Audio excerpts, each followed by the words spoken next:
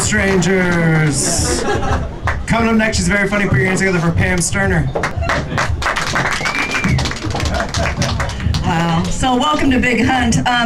One word of warning, if you Google this place in order to try to find directions to get here, Google thinks you're looking for a big something else. So, and you get all kinds of really cool websites. So you will probably notice I'm probably going to be the oldest comedian up here tonight. And I used to be a MILF. I loved that. Then I became a cougar, and I thought, that's pretty friggin' cool, too. And actually, I was still thinking I was a cougar until I went on the internet, and I found out in captivity, they only live to be about the age of 30. And I've been in captivity or married for 38 years, so yeah, I guess I'm not a cougar either. So I guess then that has to make me a gilf, and that sucks. But I thought the good news is that maybe in another 20 years I'll be a great gilf, and that sounds pretty cool. So yeah, so I'm kind of looking forward to that. Those desperate guys out there, but they're like, yeah, I liked older women, but there's got to be a limit. There's got to be a point. But anyway, now that I've gotten to be this age, my 4 favorite words are "your prescription is ready." Yeah, and well, you know, in California that means here's your pot. But I'm from Colorado. So Colorado, you don't have to have a medical prescription for pot. No, you use it for recreational uses. We just passed that the last election. So what's really cool about it is that people in Colorado are already mellow. Now they're so mellow. I mean, there's no crime happening anywhere at all. But there's a really major statewide problem that they hadn't anticipated, having to do with the snack food. Basically, there isn't any. And so I was thinking if Hostess could have just held on for 1 more year, they could have moved to Colorado. We would have still had Twinkies, damn it, you know. But my son realizes that some of you guys are from areas where pot's not legal, so he told me a piece of advice to give you. When you go to the DMV to get that picture taken for your driver's license, just make sure you're stoned at that time. And then whenever the cop looks at it, it's just going to look just like you normally look. Yeah, that advice is free. So. Yeah, so I was thinking, you know, being from Colorado, we're called Coloradans. And I was trying to think, well, people from D.C., other than displaced citizens, what are they called? And I was thinking, well, it's District of Columbians, right?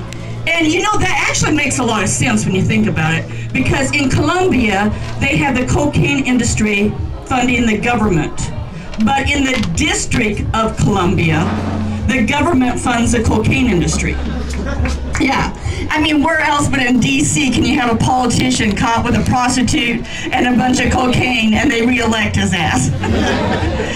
Yeah, yeah. And then, you know, when we were back in Colorado, we were hearing about that and we were saying, and they're wondering why they have taxation without representation. I'm like going, you can't trust those people in D.C. to have an elected official. Their elected officials would look like the cast of Animal House. Come to think of it, that might be an improvement. Yeah, maybe we should give you guys a vote after all. But yeah, I think so.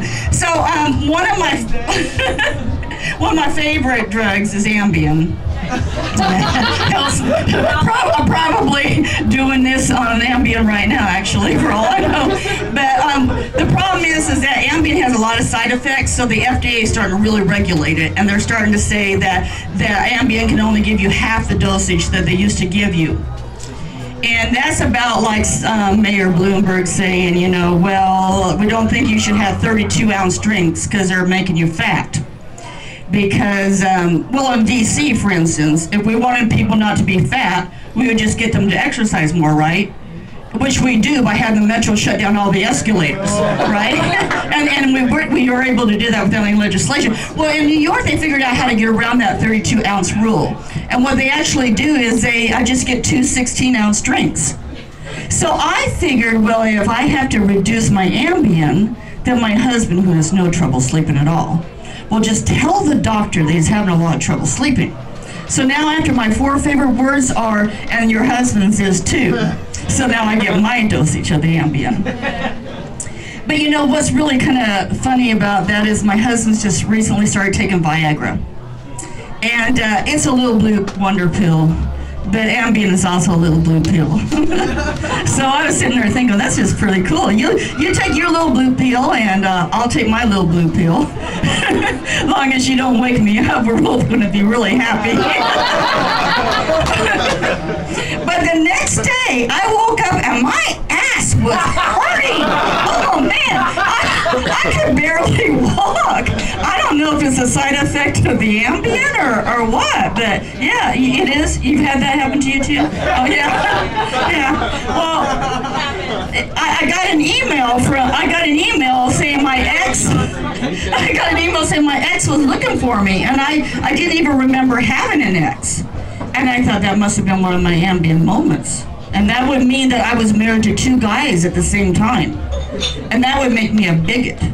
No, wait, that wouldn't make me a bigot. That would make me ambidextrous. No, wait. But that would be good if you were married to 2 guys at the same time. But yeah.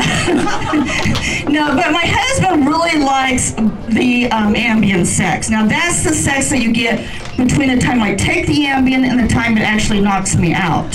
So what it does is it makes me very extroverted and very impulsive and everything. And it was going really good until my husband looked out the window and he saw me getting on with the neighbor. And I didn't even know I was bi. And I wouldn't have known it, but my husband videotaped the whole thing. I know because I saw him jacking off to it the next day. So I'm Pam, y'all have a good night. Pam Sterner, everybody. Sometimes she gets fucked in the ass.